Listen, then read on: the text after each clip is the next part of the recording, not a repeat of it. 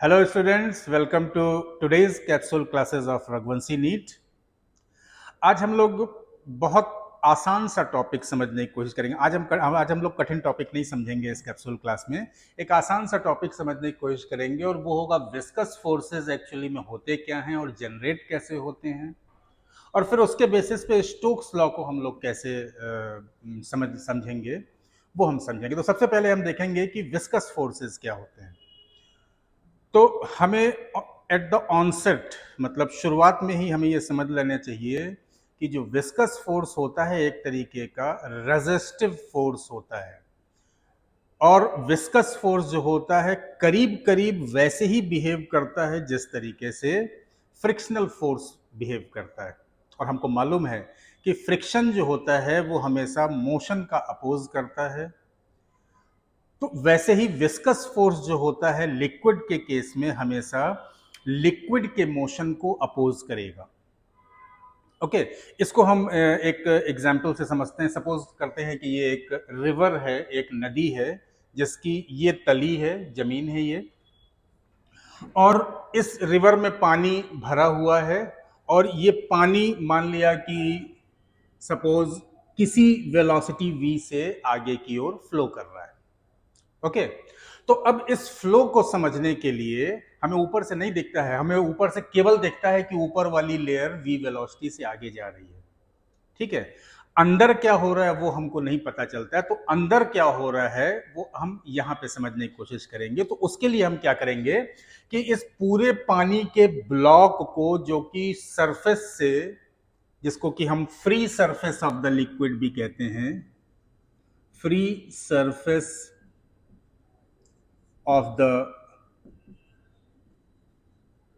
Liquid भी कहते हैं, फ्री सरफेस से और जमीन तक, जहां पे पानी लास्ट खत्म हो रहा है रिवर में, नदी में, ठीक है, उस पूरे ब्लॉक ऑफ वाटर को अगर हम बहुत सारे लेयर्स में बटा हुआ मान लें, और वो होता भी है, हमको मालूम है कि एक तरीके का फ्लो होता है, दो तरीके के मेन फ्लो होते हैं, लेमिनर फ्लो और टर्बुलेंट फ्लो। ठीक है, तो टर्बुलेंट फ्लो में तो बहुत ज्यादा प्रॉब्लम रहती है, लेकिन लेमिनर फ्लो में जो फ्लो होता है वो लेयर्स के फॉर्म में होता है। तो अगर हम मान लेते हैं कि ये लेमिनर फ्लो है, तो इस पूरे ब्लॉक ऑफ वाटर को अगर हम लेयर्स में बटा हुआ मान लेते हैं, और ऊपर वाली लेयर अगर v वेलोसिटी से आगे की ओर मूव करना शुरू करेगी, तो ऊपर वाली लेयर v वेलोसिटी से अपने नीचे वाले लेयर के ऊपर आगे जाने की कोशिश करेगी। तो इसका मतलब कि सबसे ऊपर वाली लेयर और उसके नीचे वाली लेयर के बीच में रिलेटिव मोशन होगा, और जब रिलेटिव मोशन होगा तो नीचे वाली लेयर ऊपर वाली लेयर को आगे जाने से रोकेगी। ठीक है, नीचे वाली लेयर ऊपर वाली लेयर को आगे जाने के लिए से रोकेगी, या फिर हम कह लें कि नीचे वाली लेयर ऊपर वाली लेयर पे पीछे की ओर एक फोर्स लगाएगी जिससे कि ये इसको रोक सके। ठीक है, और एज ए रिजल्ट, क्योंकि ये न्यूटन थर्ड लॉ से कोई भी फोर्स अगर जनरेट होता है तो वो हमेशा पेयर में जनरेट होगा। ठीक है, तो एज ए रिजल्ट ऊपर वाली लेयर नीचे वाले लेयर पे आगे की ओर एक फोर्स जनरेट कर देगी। हो गया, तो ऊपर वाली लेयर की वेलोसिटी थोड़ी कम हो जाएगी मान लिया, ठीक है, लेकिन नीचे वाली लेयर जो कि अभी तक नहीं चल रही थी, उसकी इस फोर्स के कारण, जो कि ऊपर वाली लेयर नीचे वाली लेयर पे लगा रही है, इसका भी मोशन होने लगेगा। ओके, तो ये जो फोर्सेस दो लेयर्स के बीच में जनरेट हो रहे हैं, इन्हीं फोर्सेस को हम विस्कस विस्कस फोर्सेस कहते हैं। दो लेयर्स के बीच में जो फोर्सेस जनरेट हो रहे हैं वही फोर्सेस जो होते हैं विस्कस फोर्सेस होते हैं। तो ये विस्कस फोर्स क्या करेगा, ऊपर वाली लेयर आगे जाने की कोशिश कर रही थी तो उसको रोकने की कोशिश करेगा, देखिए फ्रिक्शन की तरह बिहेव कर रहा है। ठीक है, और नीचे वाली लेयर रुकी हुई थी तो ये जो है इसको आगे बढ़ाने की कोशिश करेगा। तो एक्चुअली में जो काम फ्रिक्शन करता था, फ्रिक्शन क्या करता था, दो बॉडीज के बीच में अगर रिलेटिव मोशन हो रहा है तो उस रिलेटिव मोशन को खत्म करने की कोशिश करता था फ्रिक्शन। वही काम यहां पे वही काम यहां पे विस्कस फोर्सेस करेंगे। विस्कस फोर्स क्या करेगा कि ये लेयर आगे जा रही थी, ये लेयर रुकी हुई थी, तो अब ये विस्कस फोर्सेस क्या करेंगे कि इस लेयर को आगे मूव करा देंगे, ठीक है, और इस लेयर की वेलोसिटी को थोड़ा सा कम कर देंगे, जिससे कि इन दोनों के बीच की रिलेटिव वेलोसिटी कम हो जाए। ओके, तो यही सेम फिनोमेना अब जब ये वाली लेयर आगे की ओर मूव करने लगी तो इसके नीचे वाली लेयर उसको रोकेगी, और एज ए रिजल्ट ये लेयर भी आगे की ओर मूव करने लगेगी, लेकिन इस लेयर की वेलोसिटी इस लेयर की वेलोसिटी से कम होगी। ओके, और ऊपर वाली लेयर की वेलोसिटी सबसे ज्यादा होगी। उसके बाद फिर क्या होगा, फिर एज ए रिजल्ट नीचे वाली भी आगे मूव करने लगेगी, एज ए रिजल्ट उसके नीचे वाली लेयर भी आगे मूव करने लगेगी, और ये मोशन नीचे की ओर होता चला जाएगा। तो एज ए रिजल्ट हम देखेंगे कि लेयर्स के बीच में जो वेलोसिटी का रिलेशन होगा, लेयर्स के बीच में जो वेलोसिटी का रिलेशन होगा, ऊपर वाली लेयर की सबसे ज्यादा वेलोसिटी होगी और उससे नीचे वाली लेयर की उससे कम वेलोसिटी होगी, उससे नीचे वाली लेयर की उससे कम वेलोसिटी होगी, उससे नीचे वाली लेयर की उससे कम वेलोसिटी होगी, उससे नीचे वाली लेयर की उससे कम वेलोसिटी होगी। तो इस तरीके से नीचे की ओर वेलोसिटी कम होती चली जाएगी। अब आ जाते हैं सबसे नीचे। तो लिक्विड की ये प्रॉपर्टी होती है कि जिस सॉलिड के कांटेक्ट में आता है उससे चिपक जाता है। जैसे कि यहां पे ये जमीन थी, ठीक है, तो लिक्विड की इस नदी में जो पानी की सबसे नीचे वाली लेयर जो कि सॉलिड सरफेस के कांटेक्ट में है, ये हमारा सॉलिड सरफेस है, ये हमारा सॉलिड सरफेस है। इस सॉलिड सरफेस के कांटेक्ट में जो भी लेयर आएगी वो इस सॉलिड सरफेस से चिपक जाएगी, ठीक है। तो चिपक जाएगी को टेक्निकल भाषा में कहते हैं this is the no skid condition. इस कंडीशन को हम नो स्किड कंडीशन कहते हैं, मतलब कि ये वाली लेयर जो सॉलिड सरफेस के कांटेक्ट में आती है, लिक्विड की प्रॉपर्टी होती है, ठीक है, जो सॉलिड सरफेस के कांटेक्ट में आएगी वो उससे चिपक जाएगी, का मतलब ये हुआ कि दोनों के बीच में रिलेटिव मोशन जीरो हो जाएगा, ठीक है।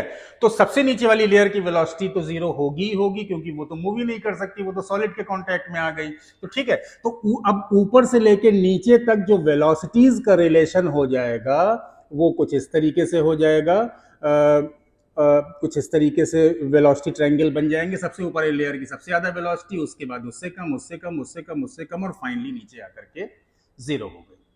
और ये जो वेलोसिटी कम नीचे होती चली जा रही है वो विस्कस फोर्सेस के कारण होती है, वो अभी हम लोगों ने समझ लिया है।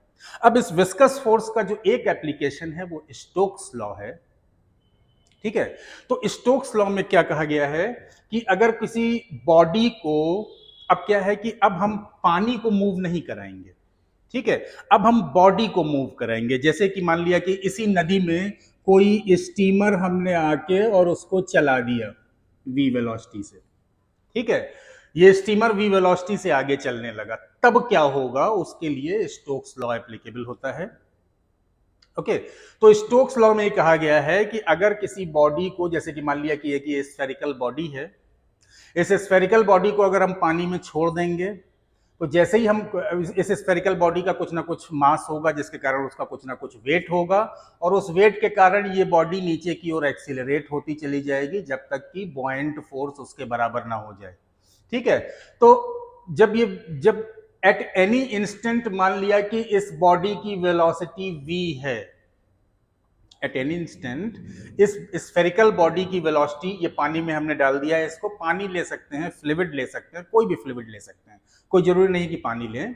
तो इसको अगर हमने इस बॉडी को इसमें डाल दिया तो ये नीचे डूबना शुरू हो जाएगी, और मान लिया कि किसी समय अगर इस पे वेलोसिटी v है इस बॉडी की, तो स्टोक्स लॉ ये कहता है कि ड्यू टू विस्कोसिटी इस बॉडी पे एक ऊपर की ओर एक्स्ट्रा फोर्स जनरेट हो जाएगा। एक्स्ट्रा का मतलब एक बॉयंट फोर्स तो होगा ही होगा, ठीक है, उसके अलावा विस्कोसिटी के कारण एक ऊपर की ओर फोर्स जनरेट हो जाएगा, ठीक है, और that force is known as viscous force, ठीक है।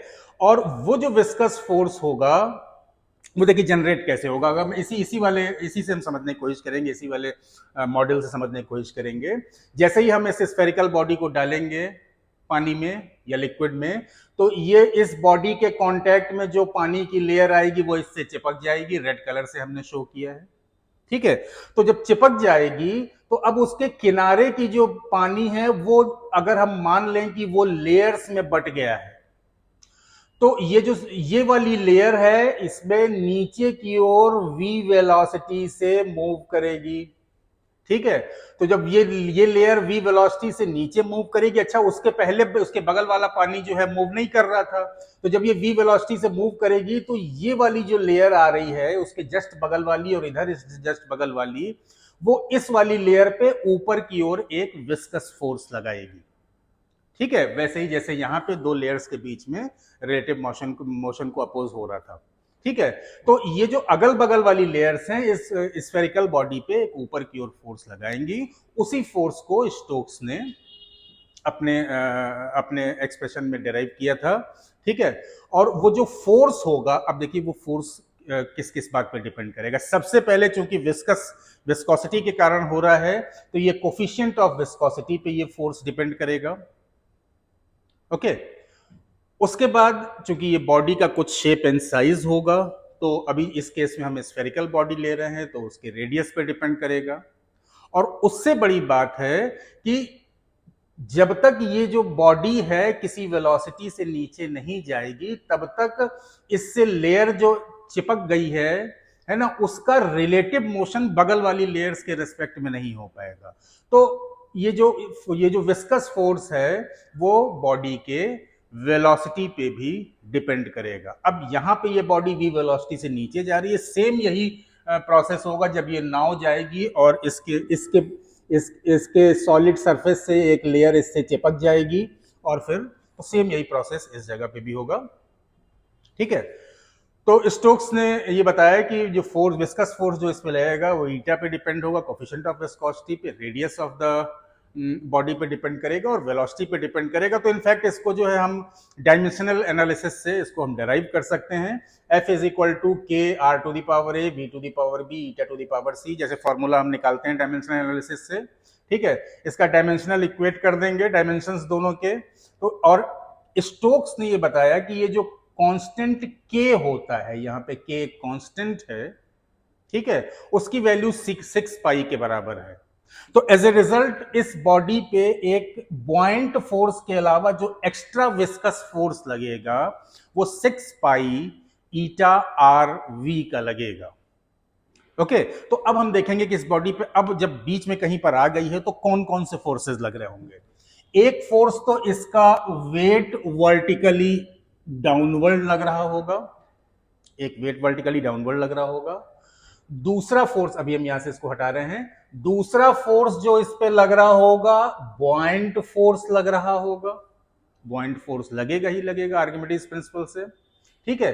अब एक ये तीसरा फोर्स भी आ गया जो कि ऊपर की ओर लगेगा, एक ये तीसरा फोर्स भी आ गया जो कि इसी बॉडी पर ऊपर की ओर लगेगा, जिसके बारे में स्टोक्स ने बात की है, और वो जो फोर्स होगा वो विस्कस फोर्स होगा। और ये विस्कस फोर्स की वैल्यू हम लोगों ने देखी है, होगी 6 pi eta r v. Hope dear students ये टॉपिक आपको समझ में आया होगा। Thank you.